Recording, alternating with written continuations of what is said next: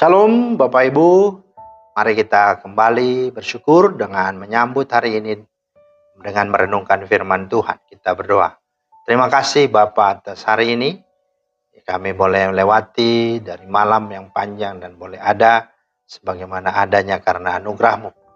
Berkatilah pemberitaan firman-Mu dan renungan pagi hari ini. Dalam nama Tuhan Yesus kami berdoa. Amin. Bapak Ibu, firman Tuhan kita terambil dalam Galatia 5 ayat 1. Supaya kita sungguh-sungguh merdeka, Kristus telah memerdekakan kita. Karena itu berdirilah teguh dan jangan mau lagi dikenakan kuk perhambaan. Itulah firman Tuhan yang menjadi dasar renungan kita. Tema kita adalah jangan mau lagi dikenakan kuk perhambaan. Nah Bapak Ibu, ketika manusia jatuh dalam dosa, di saat yang sama manusia menjadi hamba dosa atau menjadi budak dosa. Sebelumnya manusia itu adalah hamba Tuhan. Sekarang telah menjadi hamba dosa, menjadi seteru dan menjadi musuh Allah. Maka sebagai hamba atau budak dosa dan seteru musuh Allah, manusia mengalami 4 hal perbudakan atau sekaligus 4 hal kekalahan. Yang pertama, dia diperbudak oleh iblis.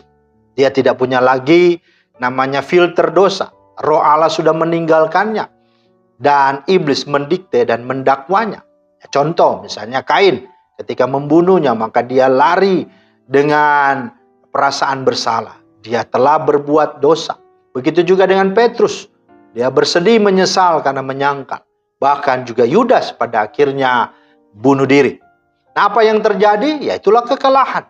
Ya, Kain pergi mengembara dengan perasaan bersalah. Petrus menyangkal Yesus dengan penuh penyesalan, sedangkan Yudas mati dengan cara bunuh diri. Ya, yang kedua, diperbudak oleh keinginan.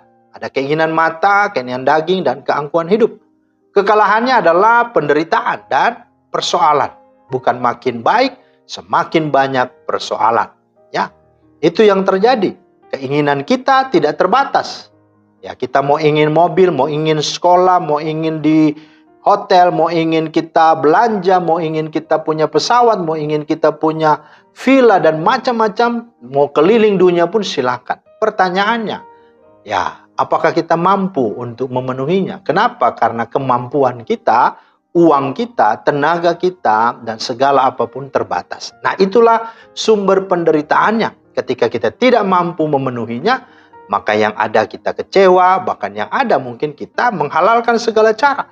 Sehingga kita mencuri, kita korupsi, dan ketika ditangkap, kita dihajar, kita dipukul, kita masuk penjara. Nah, itulah penderitaan.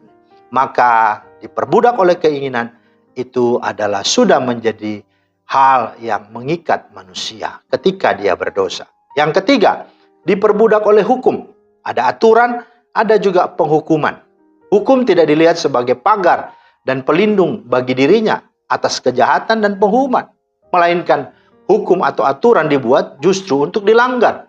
Ketika dosa menjadi bagiannya, maka dia melihat hukum itu sebagai lawannya. Maka itu sebabnya dia tidak mau taat, dia tidak mau mengikuti dan menurutinya. Kekalahannya adalah apa? Ketakutan. Kalau dia pun melihat hukum, dia lihat itu sebagai apa? Sesuatu yang menakutkannya. Itu sebabnya dia menghindari atau dia melakukannya. Bukan karena kesadaran, tapi karena takut dihukum. Yang ketiga, pelarian. Dia bersembunyi. Dia menjadi orang yang munafik, ya, dan dia tidak menjadi dirinya sendiri.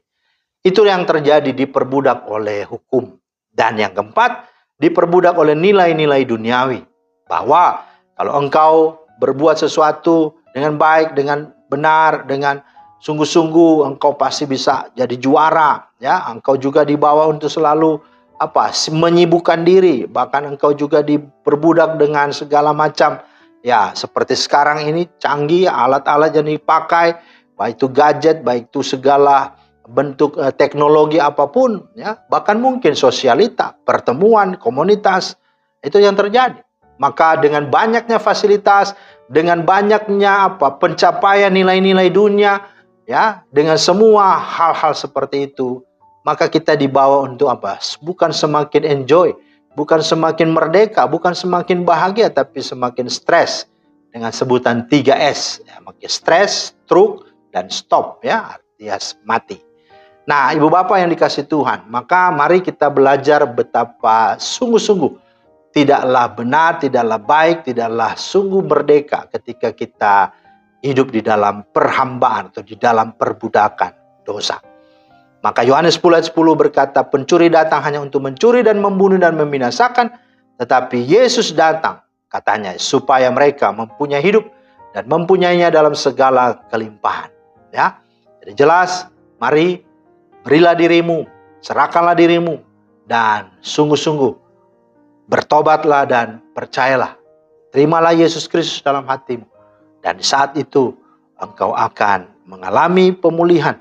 Bahwa segala bebanmu, segala persoalanmu, bahkan ikatan-ikatan belenggu dosa, dibebaskan, dilepaskan. Maka digantikannya dengan sukacita, kelegaan, dan dengan kemenangan. Tuhan yang kiranya menolong, memberkati, dan memampukan kita untuk tidak kembali lagi, untuk tidak lagi hidup di bawah kuk dosa atau kuk perhambaan. Kiranya Tuhan menolong. Amin. Terima kasih Tuhan atas firman-Mu. Berkatilah supaya kami sungguh boleh hidup atas segala kemerdekaan yang Kau beri dengan bersyukur. Dan kami tidak menyalahgunakan kemerdekaan itu untuk kesempatan kami berbuat dosa. Tetapi sebaliknya, kemerdekaan yang Tuhan berikan untuk kami benar-benar memakai waktu-waktu itu semakin lebih-lebih lagi untuk melakukan kehendak-Mu Tuhan. Dalam nama Tuhan Yesus kami berdoa. Amin. Demikianlah firman Tuhan hari ini, kiranya menjadi berkat. Selamat beraktivitas. Tuhan Yesus memberkati. Shalom.